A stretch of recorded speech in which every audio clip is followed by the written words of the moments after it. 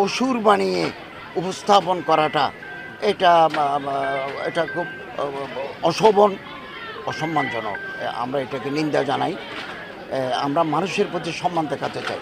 Political difference মানুষের ভিতরে থাকতে পারে, তর্ক বিতর্ক থাকতে পারে, কিন্তু একটা দেশের সরকার প্রধানকে বিকৃত করে অসুর বানিয়ে উপস্থাপন করা, অসুর তো ডেভিল, অসুর তো শয়তান, তো এরকমটা চিত্রায়িত করা এটা দুঃখজনক।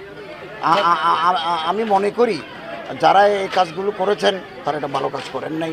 এটা আমাদের মানুষের প্রতি মানুষের যে সম্মানবোধ এটা বিনষ্ট। কারণ তো আমাদের সরকার প্রধান দেশের বাইরে, পররাষ্ট্রমন্ত্রীও বাইরে, কারা করেছে এগুলো খোঁজ দিতে হবে। আমাদের পররাষ্ট্রমন্ত্রী, পররাষ্ট্র উপদেষ্টা ওনারা কালকে আসবেন, ওনারা সিদ্ধান্ত নেবেন যা এটা করতে হয় এটা করবেন। সারা দেশে অত্যন্ত উৎসাহ উদ্দীপনা, ধর্মীয় ভাব গাম্ভীর্য নিয়ে সনাতন ধর্মের অনুসারীরা তাদের সর্ববৃহৎ ধর্মীয় উৎসব দুর্গা পূজা তারা উদযাপন করছে। এই পর্যন্ত আমাদের কাছে কোনো দুর্ঘটনার খবর, রিপোর্ট আমাদের কাছে আসে নাই। বাংলাদেশ সরকার সমস্ত প্রস্তুতি গ্রহণ করেছে এবং নিরাপত্তার সর্বোচ্চ ব্যবস্থা আমরা সরকার নিয়েছি এবং আমাদের গোয়েন্দা সংস্থা, প্রশাসন, জেলা, উপজেলা, র্যাব, পুলিশ, আনসার, গোয়েন্দা সংস্থারা মাঠে রয়েছেন। আমি নিজেও বেশ কয়েকটা ঢাকেশ্বরী মন্দির, কালকে আমি গেছি রামকৃষ্ণ মিশন, এর আগের দিন গেছি মিরপুর 2 পূজা অনুষ্ঠান, এর আগের দিন গেছি সিদ্ধেশ্বরী, কিছু বস্ত্রও বিতরণ করেছি, তাদের সাথে ওখানে ছিলাম, দেখেছি এবং অত্যন্ত শান্তিপূর্ণভাবে তারা উদযাপন করছে।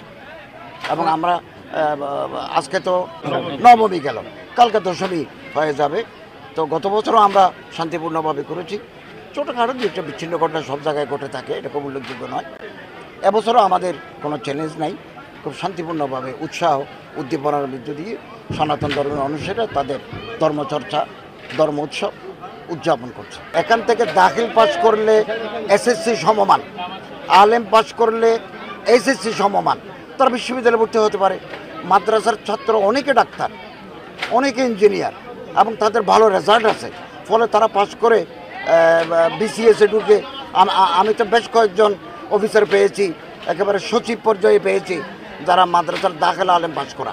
অতএব তারা দেশ গঠনে প্রশাসক হিসেবে এবং ডাক্তার, ইঞ্জিনিয়ার হিসেবে সমানে তারা সুযোগ লাভ করতে পারে।